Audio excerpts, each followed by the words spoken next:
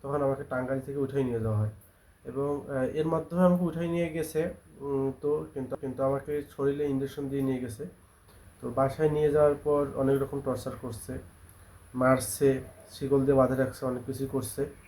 তো করার পর সেকেন্ড টাইম আমি যখন আবার একদম 7:30 আমি চলে আসি, তো সেকেন্ড টাইম হচ্ছে আবার তারা ফোন ট্র্যাকিং করে আমাকে হচ্ছে ঢাকা থেকে নিয়ে যায়।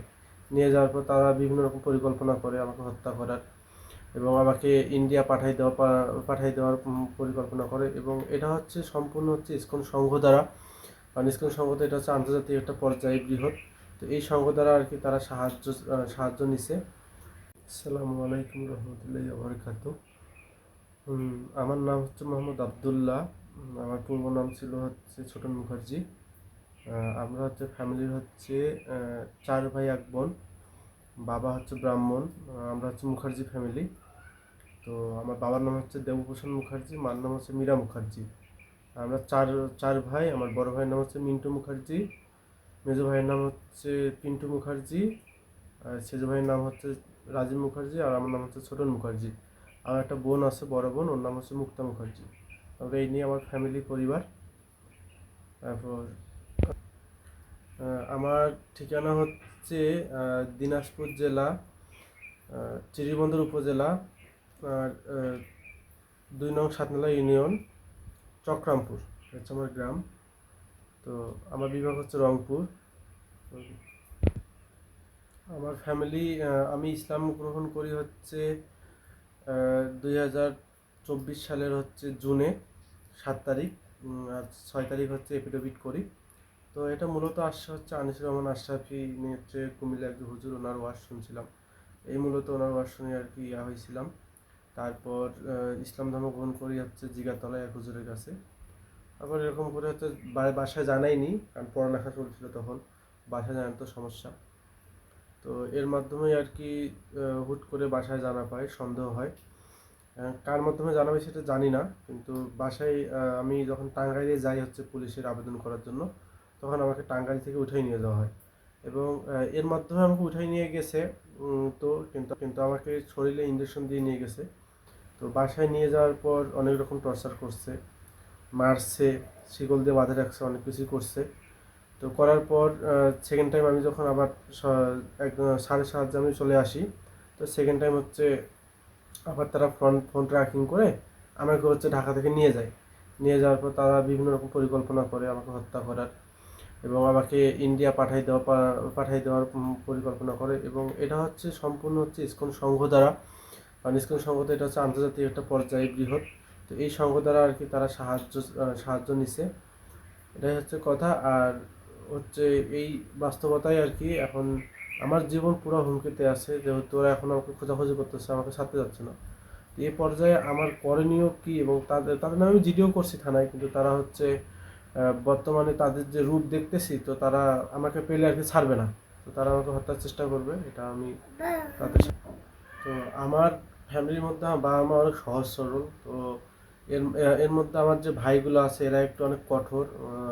তারপর আমার চাচা যে আছে, ছোট চাচা, ইনি অনেক কঠোর। তো এরা হচ্ছে আমাকে বিভিন্ন সঙ্গ দিয়ে আর কি তারা জেলে আটকে রাখতে চায়, মেরে ফেলতে চায়। এবং একজন পুলিশের রেঞ্জার আছে, ইনি হচ্ছে একজন মজুমদার, মানে হিন্দু, ইনার সাহায্যে আর কি সব কিছু করতেছে। তো এখন কি করা দরকার এবং আমি কি করব, এটা হচ্ছে আমার বিষয়। এখন আমি তো আল্লাহর কাছে আসছি নিজ ইচ্ছায়, তো আমাকে কেউ জোর করেনি। এটা জোর করারও বিষয় না, এটা হচ্ছে আল্লাহর উপর থেকে হেদায়েত। সবাই হেদায়েত পায় না। কারণ আমি হেদায়েত পেয়েছি, আমার মতো আরও অনেকে হেদায়েত পেয়ে ইসলাম ধর্ম গ্রহণ করছে। তো আমিও অনেক টর্চার সহ্য করছি। এর মাধ্যমে আমি সব কিছু ছেড়ে চলে আসি। আমি তাদের প্রতি কোনো দাবি নাই যে আমাকে সম্পত্তি দিতে হবে, এটা দিতে হবে, আমি কোনো কিছু আমার দাবি নেই, তবুও তারা আমাকে ছাড়তে যাচ্ছে না। এবং বাংলাদেশের আইন অনুযায়ী হচ্ছে যে কোনো ধর্ম গ্রহণ করার অধিকার রাখে, এবং আমি সেটা বিবেচনা করেই রাখছি, ইসলাম ধর্ম গ্রহণ করছি। কিন্তু এখন বর্তমানে অধিকাংশ দেখা যায় যে আমরা ইসলাম ধর্ম গ্রহণ করার পরও আমাদের উপর যে টর্চার করে ফ্যামিলিগতভাবে, সেটার কোনো সমাধান আমরা পাই না। এবং কিছু কিছু মুসলিমও দেখা যায় এগুলোর মধ্যে জড়িত আছে। তো তাদের ব্যাপারটা হচ্ছে তারা কেন জড়িত আছে, তাদের ইমান কতটা শক্ত, এটা আমি জানি না। তো এখন তারা তাদের স্বার্থ অনুযায়ী বা তারা যদি ফ্যামিলির কাছে টাকা খাইয়ে করে, তো এটা তাদের বিচার হবে ইনশাল্লাহ আখেরাতে। তো এটাই হচ্ছে বিষয় যে এটা আমাদের হচ্ছে আমরা যারা নবমুসলিম বা আমরা যারা ইসলাম ধর্ম গ্রহণ করি, এটা আমাদের ক্ষেত্রে কষ্টকর বিষয় যে আমরা ইসলাম ধর্ম গ্রহণ করে আমরা একটা ইসলাম ধর্মের মধ্যে চলে আসি, কিন্তু ইসলাম ধর্মের কিছু কিছু ভাইরা তারা আমাদেরকে সাহায্য তো দূরের করেই না, বড় অপমান করে এবং বিভিন্ন ধরনের কথা শোনায়।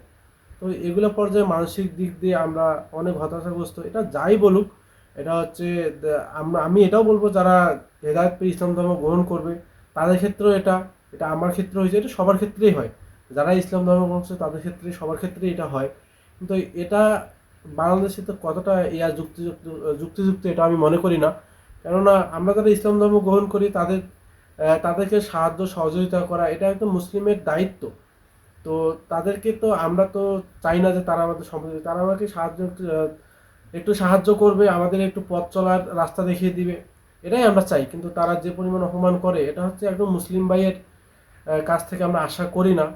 এবং এটাই হচ্ছে, আর অনেক প্রতারণার চক্র শিকার হয়েছি, এটা অনেকেই হয়। এবং আমার নাম করে বা যারা নমুসলিম হয় তাদের নাম করে অনেক আলেম অনেক হুজুর টাকা উঠায়, এটা আমরা জানি। কিন্তু এগুলো করা আসলেই ঠিক না। অনেক মুসলিম হচ্ছে খ্রিস্টান হয়ে যাচ্ছে, হিন্দু হয়ে যাচ্ছে, তাদের ক্ষেত্রে কিন্তু কোনো ইয়া নাই।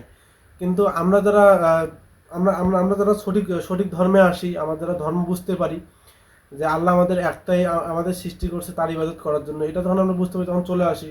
তখন অনেক প্রশাসন আইন বিষয়ক তারা তাদেরকে সহযোগিতা করে, উল্টা আমাদেরকে সহযোগিতা না করে তাদেরকে সহযোগিতা করে। এটা কতটা যুক্তিযুক্ত আইনগতভাবে?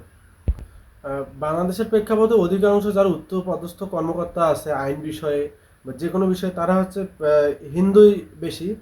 কিন্তু তাদের ক্ষেত্রে আমি একটাই বলবো যে তারা আমাদের যে অত্যাচার করে এটা ঠিক না, এটা আইনগতভাবে তাদেরও ঠিক না। এখন আমরা যারা খ্রিস্টান, যারা ইসলাম ত্যাগ করে খ্রিস্টান ধর্ম গ্রহণ করে, তাদের ক্ষেত্রে কোনো কিছু টর্চার, কোনো কিছু হয়রানির শিকার হয় না।